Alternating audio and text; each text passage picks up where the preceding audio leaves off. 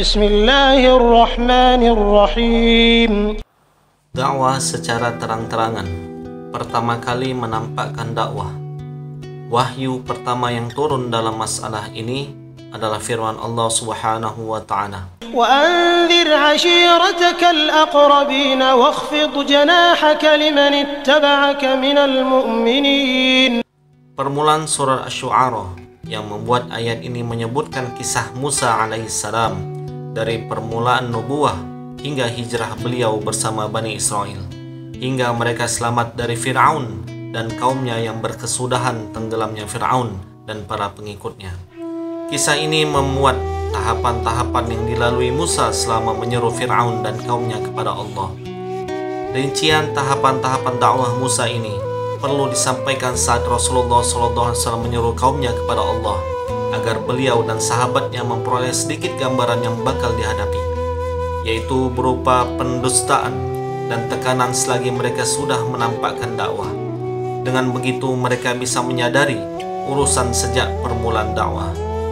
Di sisi lain, surah ini juga memuat kesudahan yang dialami orang-orang yang mendustakan para rasul dari kaum Nuh, 'Ad, Thamud, Ibrahim, Lut, dan Ashabul Aikah, dengan menitik beratkan penyebutan kisah tentang Fir'aun dan kaumnya, agar orang-orang yang mendustakan mengetahui hukuman yang bakal diturunkan Allah jika mereka tetap mendustakan, dan agar orang-orang yang beriman juga mengetahui kesudahan yang baik bagi mereka yang tidak akan didapatkan orang-orang yang mendustakan nubuwah.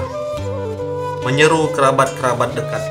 Langkah pertama yang dilakukan Rasulullah SAW setelah turun ayat di atas ialah mengundang Bani Hashim. Mereka memenuhi undangan ini, yaitu beberapa orang dari Bani Al-Muttalib bin Abdi Manaf yang jumlahnya ada 45 orang. Sebelum beliau berbicara, Abu Lahab sudah mendahului angkat bicara. Mereka yang hadir di sini adalah paman-pamanmu sendiri dan anak-anaknya. Maka bicaralah jika ingin berbicara, dan tidak perlu bersikap kekanak-kanakan. Ketahuilah bahwa tidak ada orang Arab yang berani mengerutkan dahi terhadap kaummu. Dengan begitu aku berhak menghukummu. Biarkanlah urusan bani bapakmu. Jika engkau tetap bertahan pada urusanmu ini, maka itu lebih mudah bagi mereka daripada seluruh kabilah Quraisy menerkammu dan semua bangsa Arab ikut campur tangan. Engkau tidak pernah melihat seseorang pun dari bani bapaknya yang pernah berbuat macam-macam seperti engkau perbuat saat ini. Rasulullah SAW hanya diam dan sama sekali tidak berbicara dalam pertemuan itu. Kemudian beliau mengundang mereka untuk yang kedua kalinya, dan dalam pertemuan itu beliau bersabda, Alhamdulillah, aku memujinya, memohon pertolongan, percaya dan tawakal kepadanya. Aku bersaksi bahwa tiada ilah selain Allah, semata yang tiada sekutu baginya. Kemudian beliau melanjutkan lagi, sesungguhnya seorang pemandu itu tidak akan mendustakan keluarganya. Demi Allah yang tidak ada ilah selain Dia, sesungguhnya aku adalah utusan Allah kepada kalian secara khusus dan kepada manusia secara umum. Demi Allah, kalian benar-benar akan mati layaknya sedang tidur nyenyak, dan akan dibangkitkan lagi layaknya bangun tidur. Kalian benar-benar akan dihisap terhadap apapun yang kalian perbuat. Lalu di sana ada surga yang abadi dan neraka yang abadi pula. Abu Thalib berkata, kami tidak suka menolongmu, menjadi penasihatmu dan membenarkan perkataanmu. Orang-orang yang menjadi bani bapakmu ini sudah bersepakat. Aku hanyalah segelintir orang di antara mereka.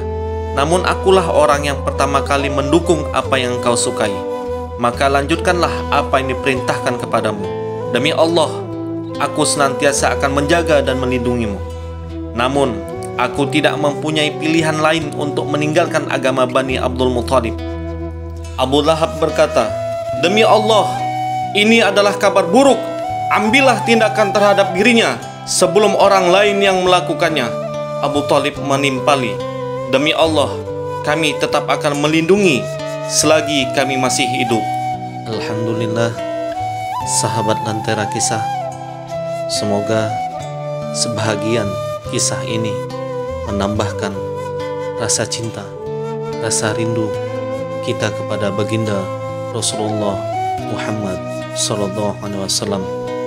Dukung channel kami terus, Sahabat Lentera Kisah, dengan subscribe, like, share, dan komen.